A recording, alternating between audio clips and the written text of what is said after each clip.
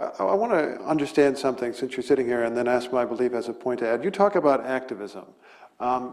Your channel, I think, is known for activist journalism, and I'd just like to know mechanically where that comes from. Do you, as one of the senior executives, essentially say, we're really going to focus on Zardari's corruption. We're really going to focus on whatever subject, and we're just going to flog it endlessly? I think it came from testing the waters, because I think a lot of the time people were looking at the media as some sort of a savior that had arrived on the scene that could, talk truth to power, if you like. And we tested it with the Hudud Ordinance, which was a law which Zia had brought in, which equated rape with adultery.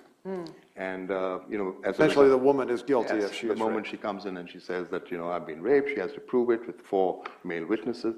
So we did this huge campaign, and it succeeded in creating an enabling environment for legislation to take place and to withdraw the clauses.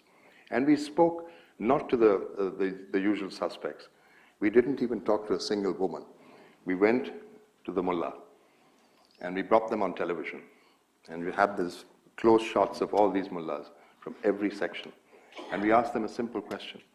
Could God, in his infinite wisdom, create a law like this, which is totally irrational? And they said, no. There's a problem here. And I think we can talk about repealing it.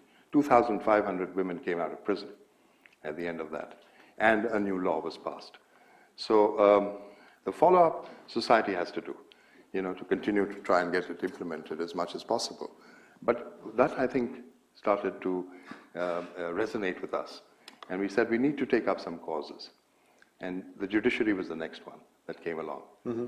And I think it was very, very useful for us to experience that and forge a sort of an interesting relationship with the judiciary, who we felt was also an accountability czar. Have you ever taken on a cause where after a few months you said, actually, maybe we've gone a little too far with this one? Zardari says that.